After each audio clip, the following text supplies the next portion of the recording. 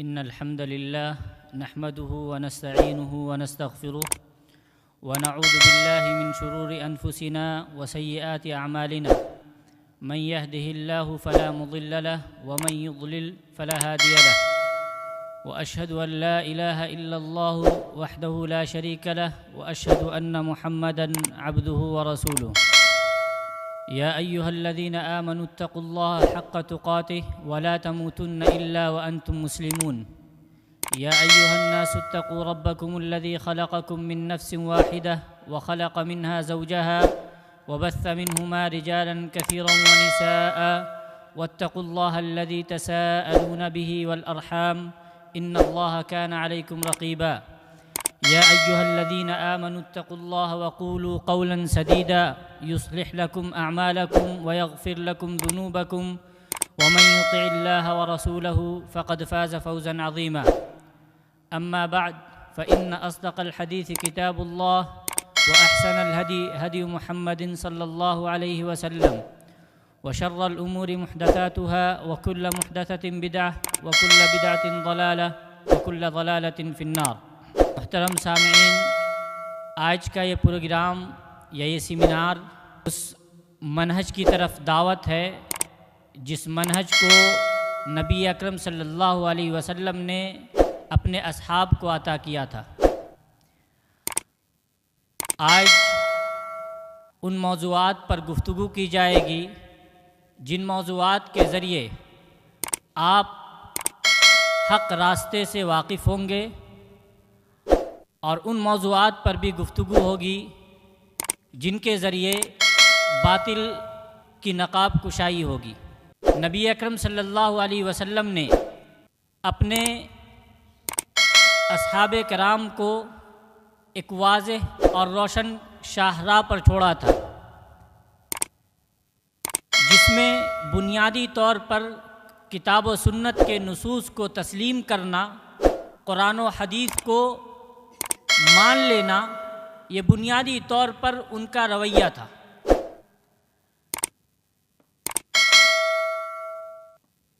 نبی اکرم صلی اللہ علیہ وسلم کی بیان کردہ حدیث کے مطابق اصحاب کرام یعنی صحابہ کرام کے فہم کو بنیاد بنانا، یہ صحابہ کرام کے بعد آنے والی تمام جماعتوں کے لیے لازم قرار دیا گیا تھا، جس کی بنیاد پر صحابہ کرام نے اپنے زمانے میں بھی اور بعد کے ادوار میں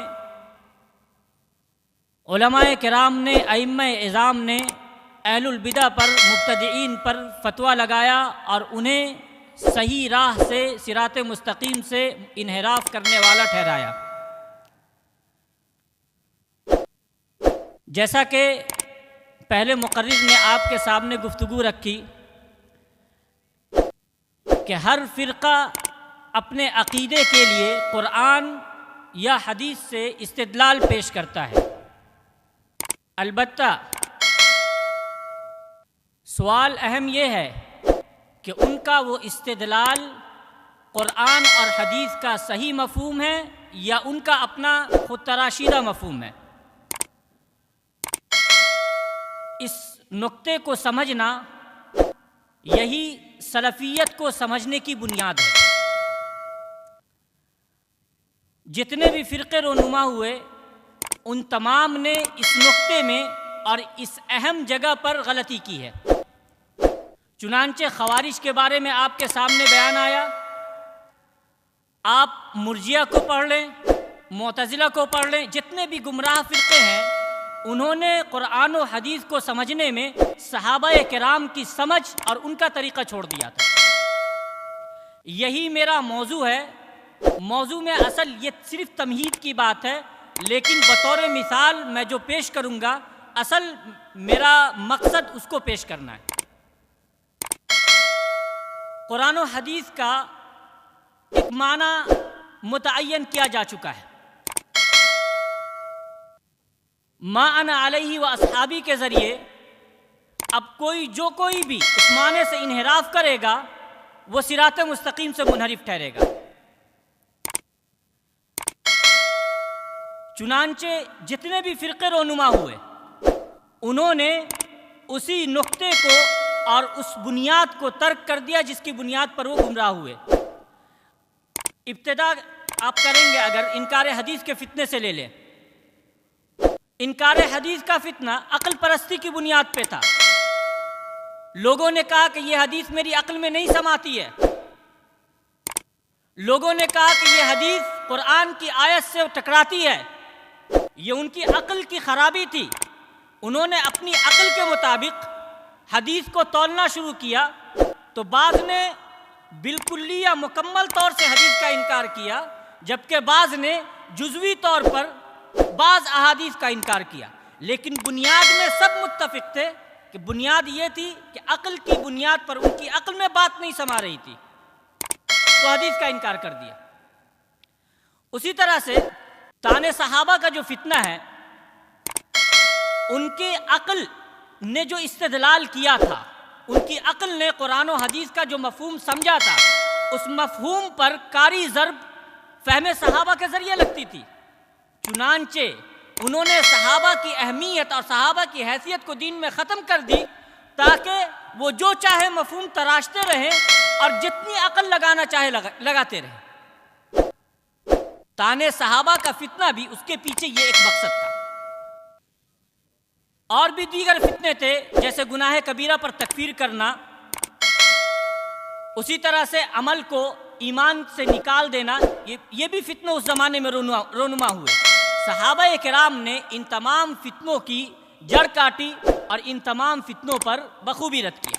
قرآن و حدیث کی اور بالخصوص قرآن کی تفسیر کے تعلق سے امام ابن تیمیہ رحمہ اللہ فرماتے ہیں کہ من فسر القرآن او الحدیث، جس نے قرآن یا حدیث کی کوئی تفسیر کی یا قرآن اور حدیث کی تفسیر وتأولہ علی غیر التفسیر المعروف عن الصحابۃ والتابعین، کہ جس نے قرآن اور حدیث کی کوئی ایسی تفسیر یا کوئی ایسی تعویل بیان کی جو تعویل اور جو تفسیر صحابہ کرام اور تابعین اعظام سے منقول نہیں ہے، معروف نہیں ہے، فہو مفتر علی اللہ، ایسا شخص اللہ رب العالمین پر جھوٹ بولنے والا ہے۔ ملحد فی آیات اللہ، اللہ رب العالمین کی آیات میں الحاد کرنے والا ہے۔ اب الحاد آپ جانتے ہیں بہت خطرناک شے ہے۔ کہا محرف للکلم عن مواضعہ، جو کلمے کا کلام کا حقیقی مفہوم ہے، تعویل کے ذریعے اس حقیقی مفہوم کو ختم کرنا ہے۔ وَهَذَا فَتْحٌ لِبَابِ الزَّنْدَقَةِ وَالْإِلْحَادِ، اور یہی وہ دروازہ ہے جس کے ذریعے سے الحاد کا باب کھلتا ہے، دروازہ کھلتا ہے، اور الحاد پھیلتا ہے اور زندقیت پھیلتی ہے۔ وَهُوَ مَعْلُومُ الْبُطْلَانِ بِالْاضْطِرَارِ، اور اس کا باطل ہونا، اس کا غلط ہونا اس طرح سے معلوم ہے کہ جس میں کوئی شبہ نہیں ہے۔ چنانچہ ائمہ اعظام نے ان تمام لوگوں پر سخت اور کڑی تنقید کی ہے جنہوں نے عقل کے ذریعے یا عقل کی بنیاد پر قرآن اور حدیث کی تفسیر کی ہے۔ یوں تو تاریخ بہت لمبی ہے، اشخاص بہت ہیں جنہوں نے ایسا کام کیا ہے۔ ان میں اس زمانے میں معاصرین میں سے ایک بڑا نام ڈاکٹر اسرار احمد صاحب کا ہے۔ ڈاکٹر اسرار احمد صاحب کا ہے۔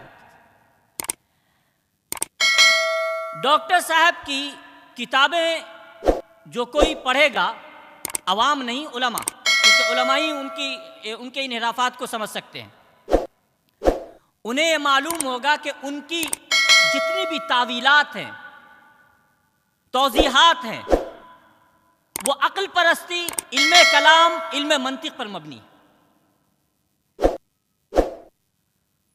وہ بنیادی طور پر صوفیہ کے مذہب پر تھے،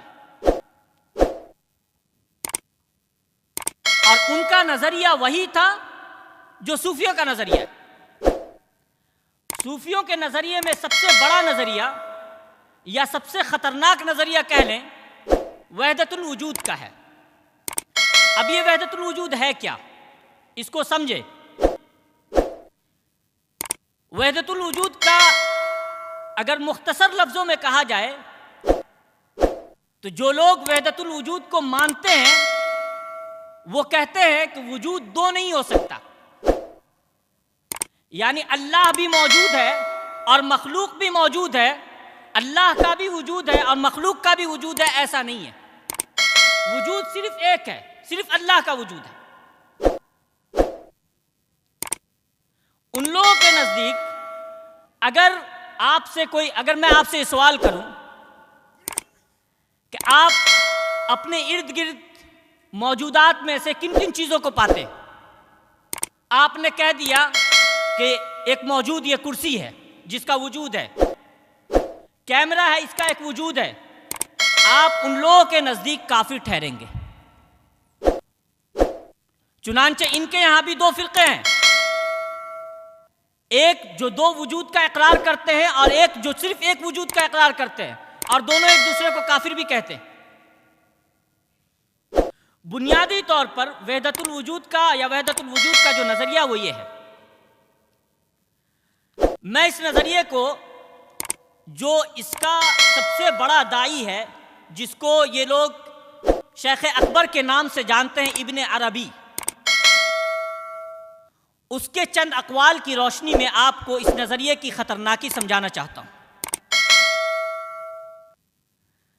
ابن عربی، اس کی ایک کتاب ہے فصوص الحکم، اس میں جلد 1 صفحہ نمبر 92 میں لکھتا ہے کہ جو شخص حقیقی طور پہ اللہ رب العالمین کو جانتا، پہچانتا اور سمجھ لیتا ہے، وہ تمام چیزوں کو صرف ایک موجود مانتا ہے۔ کہا کہ یراہ عین کل شیء، کہ ہر چیز میں ہر چیز کو وہ اللہ ہی مانتا ہے۔ اگر یہ مائکروفون ہے، اس کے نزدیک یہ اللہ ہے۔ اچھا، اس کے علاوہ اس کا ایک دوسرا قول ہے، کہتا ہے، اس کا قول سنیے، کہتا ہے کہ ایک وقت آتا ہے، ایک حالت ایسی ہوتی ہے کہ بندہ بلا شک و شبہ رب ہوتا ہے، اور ایک وقت آتا ہے کہ بندہ ہی رہتا ہے۔ یعنی یہی بندہ جس کو بندہ آپ کہتے ہیں، انسان کہتے ہیں، ایک وقت آتا ہے، ایک حالت ایسی آتی ہے کہ یہ حقیقتاً یہی رب ہوتا ہے۔ اس کو اس نے الفتوحات المکیہ اپنی کتاب میں ذکر کیا ہے، جلد نمبر 4 صفحہ نمبر 141۔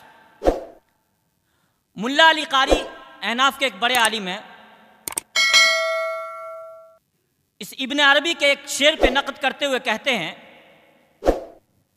کہ وَقَدْ بَلَغَنِي أَنَّ وَاحِدًا مِّنْهُمْ، کہ مجھے یہ خبر پہنچی ہے کہ ان میں سے ایک شخص ہے جو کتے کے بھونکنے کی آواز کو جب سنتا ہے تو کہتا ہے لبیک، میں حاضر ہوں، اور اس کے لیے سجدہ کرتا ہے۔ کہتے ہیں فَهَلْ هَذَا إِلَّا كُفْرٌ صَرِيحٌ، اس کے علاوہ بھی کوئی اور واضح کفر ہوگا؟ کہا لَيْسَ لَهُ تَأْوِيلٌ صَحِيحٌ، کوئی بھی اس کی کوئی دوسری تعویل نہیں کر سکتا، توجیہ نہیں کر سکتا۔ اب اس کی کون کیا توجیہ کرے گا کہ کتے کے سامنے اگر سجدہ کر دیا تو کہتے یہ توحید ہے۔ اس کو یہ قول ملا علی قاری رحمہ اللہ کا ان کی کتاب الرد علی القائلین بوحدت الوجود میں صفحہ نمبر 45 میں موجود ہے۔ ابن عربی اللہ رب العالمین کے اس فرمان وَخَلَقَ مِنْهَا زَوْجَهَا، جس کی میں نے تلاوت کی خطبہ حاجہ میں، کہ اللہ رب العالمین نے آدم علیہ السلام سے ان کا جوڑا پیدا کیا۔ کہا کہ اس کی تفسیر میں کہتا ہے کہ اس نے، یعنی اللہ رب العالمین نے اپنی ذات سے ہی نکاح کیا۔ فصوص الحکم جلد نمبر 1 صفحہ نمبر 78۔ فصوص الحکم میں اسی طرح کا ایک اور شعر ہے جس کا مفہوم ہے کہ وہ میری عبادت کرتا ہے اور میں اس کی عبادت کرتا ہوں، یعنی میں بھی رب ہوں، کبھی وہ میری عبادت کرتا ہے کیونکہ میں رب ہوں نعوذ باللہ، اور کبھی میں اس کی عبادت کرتا ہوں کیونکہ وہ رب ہے، اور کبھی میں بندہ ہو جاتا ہوں۔ اس کے نزدیک دونوں ذات ایک ہی ہے۔ ابن عربی کے یہ چند مختصر میں نے اقوال نقل کیے ہیں، اس کے علاوہ بہت سارے اقوال ہیں جو اس کے اس مفہوم میں ہیں۔ اس کے اور دوسرے گمراہ کن نظریات میں سے ہیں کہ اس نے فرعون کو مومن مانا ہے، اس کا عقیدہ ہے کہ ولیوں کا درجہ رسولوں کے درجے سے اونچا ہے۔ اچھا، وحدت الوجود کے بارے میں آپ سمجھ گئے ہوں گے کہ یہ نظریہ باطل اور کفریہ ہے، اس میں کوئی شک نہیں ہے۔ جو کتے کو خدا مان لے، جو خود کو رب کہہ دے، اس کے کفر ہونے میں، اس نظریے کے کفر ہونے میں کوئی شک نہیں ہے۔ میں اختصار کرتے ہوئے سب سے پہلے یہ بیان کروں کہ اللہ رب العالمین نے باضابطہ قرآن میں یہ بیان کیا ہے کہ اس نے مخلوقات کو پیدا کیا ہے۔ چنانچہ اللہ رب العالمین کا فرمان ہے ھذا خلق اللہ فارونی ماذا خلق الذین من دونہ، کہ یہ اللہ رب العالمین کی مخلوقات ہے۔ تو ہمیں دکھاؤ، مجھے دکھاؤ کہ جو اللہ کے علاوہ جن معبودان کو پکارا جاتا ہے، جن کی عبادت کی جاتی ہے، انہوں نے کیا پیدا کیا ہے۔ یعنی رب کی ایک ذات ہے اور اس کے علاوہ مخلوقات دوسری ذات ہیں، اور اللہ رب العالمین نے انہی مخلوقات کی ذات کو اور اس تخلیق کو اپنی ربوبیت اور اپنے رب ہونے کی ایک دلیل بتایا۔ ابن عربی کے نزدیک وہ کوئی دلیل ہی نہیں ہے، کیونکہ مخلوق کا تو وجود ہی نہیں ہے۔ اب جب آپ نے اس کے نظریے کو سن لیا تو ڈاکٹر اسرار صاحب کو سنیے کہ ڈاکٹر اسرار صاحب نے ابن عربی کے بارے میں کیا کہا ہے۔ کہتے ہیں، ان کی کتاب ہے اسلامی تصوف میں غیر اسلامی نظریات کی آمیزش، صفحہ نمبر 63 میں فرماتے ہیں کہ شیخ اکبر محی الدین ابن عربی، جیسا کہ فتوحات مکیہ کے مطالعے سے معلوم ہوتا ہے۔ چاہیے انہوں نے جب ذکر کیا فتوحات مکیہ تو اس سے یہ دلیل ملتی ہے کہ انہوں نے ابن عربی کی کتابیں پڑھی تھی، کیونکہ بعض لوگوں نے ان کی ایک کتاب ہے ام المسبحات، اس میں بعض لوگوں نے حاشیے میں لکھا ہے کہ ڈاکٹر صاحب نے ابن عربی کی کتاب ڈائریکٹ نہیں پڑھی تھی، یا تو وہ جھوٹ بول رہے ہیں یا پھر یہ کہ انہوں نے ڈاکٹر صاحب کو صحیح سے نہیں پڑھا ہے۔ ڈاکٹر صاحب نے لکھا ہے کہ ابن عربی نے فتوحات مکیہ میں جو لکھا ہے اس کے مطالعے سے معلوم ہوتا ہے کہ ابن عربی نہایت راسخ العقیدہ اور متبع شریعت بزرگ تھے۔ جو شخص یہ کہتا ہے کہ کتا اگر بھونکے تو اس کے سامنے سجدہ کر لے، کہتا ہے میں ایک وقت پہ رب بن جاتا ہوں، کہتا ہے فرعون مومن تھا، اس کے بارے میں ڈاکٹر صاحب یہ کہتے ہیں کہ یہ نہایت راسخ العقیدہ اور متبع شریعت ہے۔ ایسا نہیں انہوں نے کتاب نہیں پڑھی تھی، کتاب کا حوالہ دیا ہے۔ آگے کہتے ہیں کہ ابن عربی، مولانا روم اور دیگر نامور صوفیاء، ان کے بارے میں لوگ سوء ظن میں مبتلا ہیں۔ کچھ لوگ تو انہیں بلا تأمل مشرک کہہ دیتے ہیں، اور باقی لوگوں کی رائے بھی یہ ہے کہ وہ گمراہی کی طرف چلے گئے۔ کیسا سوء ظن؟ صریح کفر کو آپ سوء ظن کہہ رہے ہیں؟ یعنی کوئی اللہ رب العالمین کی ربوبیت پہ ڈاکہ ڈالے اور آپ کہہ رہے ہیں کہ نہیں، ان کے تعلق سے اگر آپ رد کر رہے ہیں، انہیں اگر آپ گمراہ کہہ رہے ہیں تو آپ سوء ظن میں مبتلا ہیں۔ تو آپ کے تعلق سے ہم حسن ظن میں مبتلا ہوں گے۔ آگے کہتے ہیں، میں اس لیے تھوڑی تفصیل کر رہا ہوں کیونکہ یہ بہت خطرناک مسئلہ ہے۔ ابھی آپ نے وحدت الوجود کا عقیدہ سن لیا ہے، گرچہ میرے پاس ٹائم نہ ہو اور اس ایک ہی قضیے کو بیان کر کے میں اپنی بات ہو سکتا ہے مکمل کروں، لیکن ان کے اقوال ابن عربی کے بارے میں مکمل سنیں۔ کہتے ہیں، میں کہتا ہوں، اچھا یہ پہلی والی جو بات تھی ان کی، وہ انہوں نے حقیقت و اقسام شرک صفحہ نمبر 80 میں بیان کیا۔ کہتے ہیں کہ میں کہتا ہوں کہ کسی کو ابن عربی سے سوء ظن ہو، کوئی انہیں مرتد سمجھے یا جو چاہے کہے، اس سے کوئی بہت بڑا فرق واقع نہیں ہوتا، لیکن شاہ ولی اللہ کو، آگے شاہ ولی اللہ نے بھی ایسا کچھ عقیدہ رکھا تھا. کہتے ہیں اگر کوئی یہ سمجھے کہ وہ مشرک تھے یا مرتد تھے یا ضال اور مضل تھے تو یہ بات بڑی تشویش کی ہے. ان کے علاوہ ہماری بہت بڑی بڑی شخصیات وحدت الوجود کی قائل ہیں.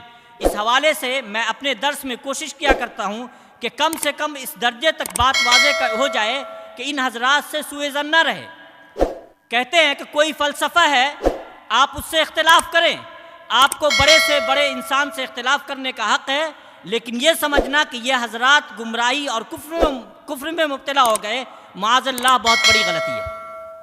اچھا, ان کا یہ کہنا کہ یہ سمجھنا کہ یہ حضرات گمراہی اور کفر میں مبتلا ہو گئے یہ بہت بڑی غلطی ہے. ہم ان سے یہ سوال کرتے ہیں کہ کوئی شخص اپنے آپ کو رب کہتا ہے اور آپ کہہ رہے ہیں کہ ایسے شخص کو کافر یا گمراہ کہنا یہ غلطی ہے, تو میں کہتا ہوں کہ پھر آپ اپنے ایمان اور اپنے اسلام کو چیک کریں, کیونکہ آپ اسلام کے تعلق سے غلط فہمی میں, یا پھر یہ کہ آپ کو اسلام کے تعلق سے کوئی علم نہیں, یا آپ وہ اسلام پیش کر رہے ہیں جس اسلام کی دعوت نبی اکرم صلی اللہ علیہ وسلم نے نہیں دی تھی. اس کے علاوہ اور بھی بہت ساری باتیں ہیں جو ڈاکٹر صاحب نے ابن عربی کے بارے میں کہی ہیں, میں ان سے تجاوز کرتا ہوں. ڈاکٹر صاحب قرآن کی تفسیر میں ڈاکٹر صاحب نے سلف کی تفسیر سے کئی جگہ انحراف کیا. سب سے پہلے اللہ رب العالمین کے اس فرمان وَمَن لَّمْ يَحْكُمْ بِمَا أَنزَلَ اللَّهُ فَأُولَٰئِكَ هُمُ الْكَافِرُونَ, اس آیت کی تفسیر میں آپ نے ابھی کئی ایک علماء سے سنا کہ خوارج اس آیت سے گناہ کبیرہ کرنے والوں کی تکفیر پر استدلال کرتے تھے, اور آج کے خوارج حاکموں کی تکفیر پر استدلال کرتے ہیں. یہ خوارج کا منہج تھا کہ اس آیت سے ان مسلمانوں کی تکفیر مراد لی جائے جو فیصلہ تو چلے اپنے بنائے ہوئے قانون کے مطابق کرتے ہیں کسی سبب سے دنیاوی فائدے کے لیے, لیکن وہ دنیاوی قانون کو اللہ کے قانون کے برابر بھی نہیں جانتے ہیں, بہتر بھی نہیں جانتے ہیں, اور دنیاوی قانون کے ذریعے فیصلہ کرنا جائز بھی نہیں جانتے ہیں, لیکن کوئی فائدہ ہے. مثال کے طور پر غیر اسلامی عدالتوں میں لوگ جاتے ہیں,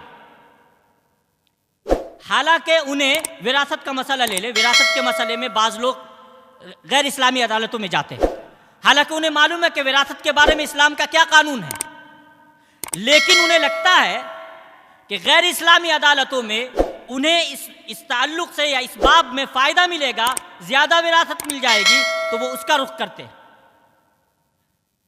لیکن اگر آپ ان سے پوچھیں گے کہ کیا آپ غیر اسلامی عدالتوں کے فیصلوں کو اللہ کے بنائے ہوئے قانون سے زیادہ بہتر مانتے ہیں, کہیں گے نہیں. برابر مانتے ہیں, نہیں. کیا آپ ان کے فیصلوں کے مطابق فیصلہ کرنا جائز سمجھتے ہیں, کہیں گے نہیں. ایسے شخص کی اہل سنت تکفیر نہیں کرتے, لیکن خوارج ایسے لوگوں کی تکفیر کرتے ہیں, کافر کہتے ہیں. ڈاکٹر صاحب اس آیت کی تفسیر میں کہتے ہیں کہ اور جو فیصلے نہیں کرتے اللہ کی اتاری ہوئی شریعت کے مطابق وہی تو ظالم ہیں. کہتے ہیں اور ظالم یہاں بمعنی مشرک ہے, کیونکہ اللہ تعالیٰ نے شرک کو ظلم عظیم قرار دیا ہے.